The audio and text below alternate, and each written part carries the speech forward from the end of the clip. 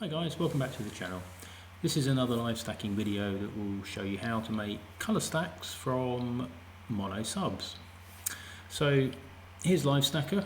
I've just stacked some H-alpha mono subs of the Crescent Nebula, and obviously it's produced a black and white stack.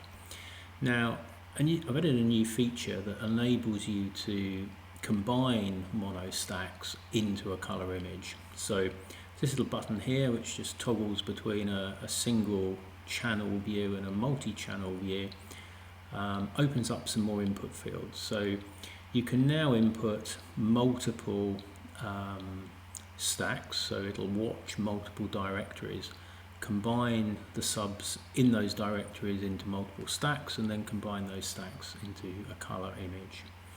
So you have a red, a green and a blue directory, and also a loom directory. So the loom directory would be, if you had, for instance, taken some luminance subs of, let's say, a galaxy, as well as some RGBs, you can put the RGB and the luminance directories in here, and it will attempt to combine the image into a single colour display in the FITS viewer.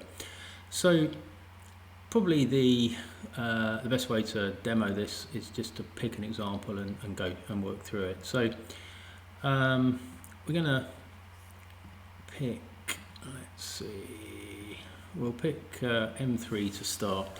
So I've got some reds, greens and blues, so I'll just add them in.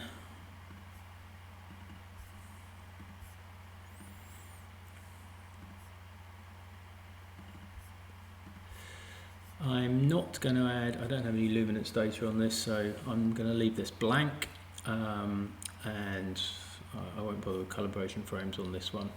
So I've got this set to be reasonably quick to do, although I think there's a few subs in here, so it's going to take a little while, so we'll just kick it off. I've also improved the signal to noise calculation. Now in improving it, I've made it do a bit more work, so it's going to run a bit more slowly. So if you don't want to wait for it, you can just toggle the input there, and it won't do the calculations, and therefore will run a bit quicker. So what it's doing is it's picking up the red, the green and the blue subs. So if I bring up the monitor, you can see this a little bit more clearly. So these are all the subs that it's going to work through. So there's an extra column in the monitor called channel. Now if you're just stacking one mono or one color channel, it will just say mono or color there. In this case it's a multiple channel stack that it's doing, so it tells you which are the red channel, which are the green and which are the blue. Now because of the way I've started this up, it's doing them in order, so it's starting with the reds, then it'll move to the greens and then the blues. But obviously if you were to be running this in a live environment with subs coming in all the time, they could come in any order, and obviously it would combine them appropriately. It's showing a mono image here because it's only got as far as processing the red, so there's just one channel. So rather than display nothing, it's going to give you the sort of incremental results as it goes, but as it's only got to one channel, it can only display a mono image.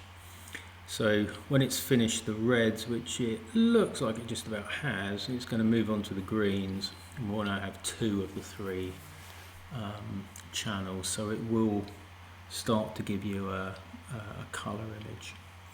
So we'll just wait for the first set of 10. I've got 10 memory subs here, so it's going to do incremental stacks every 10 frames. So when that first green stack comes through, you'll see the colour in the FITS viewer change. Zoom in a bit. So we've got red and we've got green, so we've got these sort of pinky colours. I think that'll change quite a bit when we get the blue, which will be coming along in a little while. So you could potentially stack either RGB as I'm doing here, or you could also do narrowband, and I've got a couple of examples to show you of that.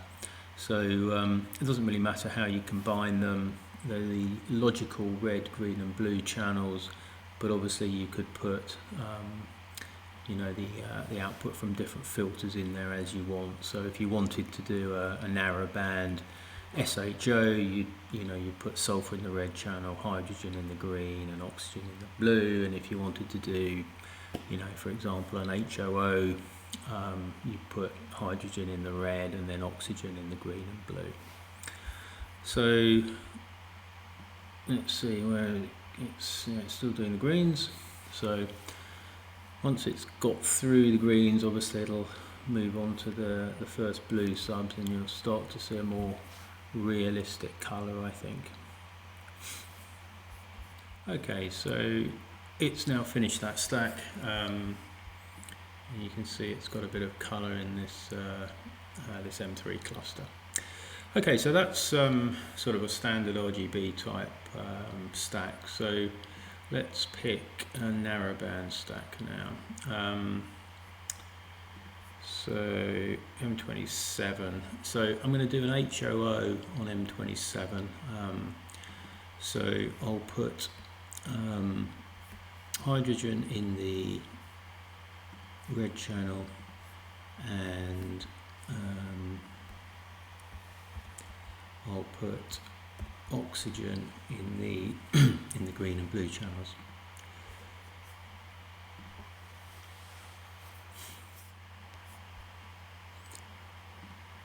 Okay, so what's going on here is that because the blue and the green channels are actually the same, it's only going to stack the blue and the green channel once.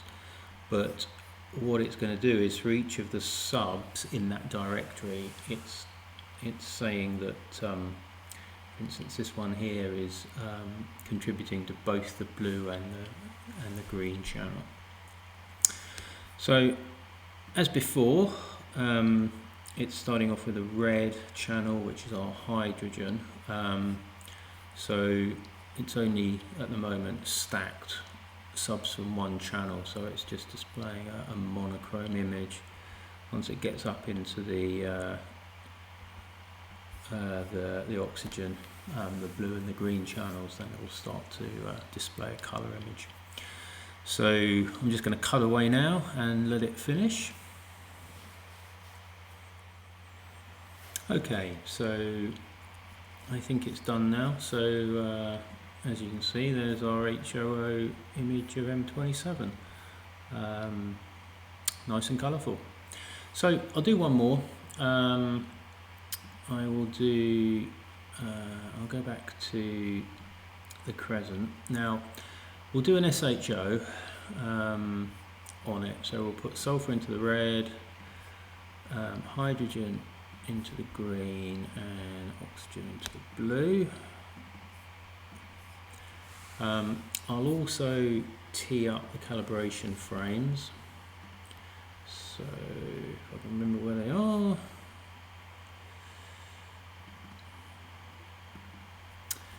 Okay, so I'll just copy these down. So flats. So it's a sulfur flat.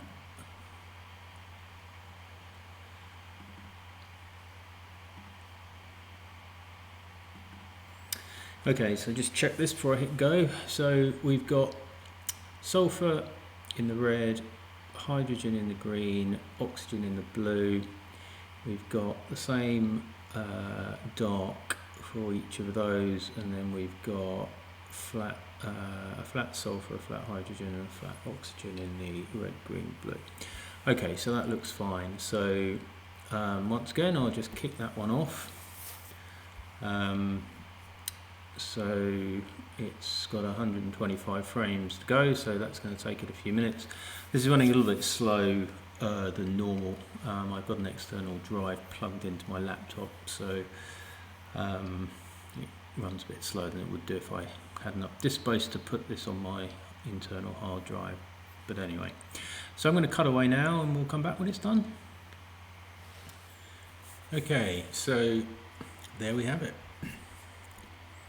So this is 125 frames on the Crescent. So nice and colourful. It's got the traditional magenta stars that you get with an SHO image. But you can clearly see the colour of the Crescent.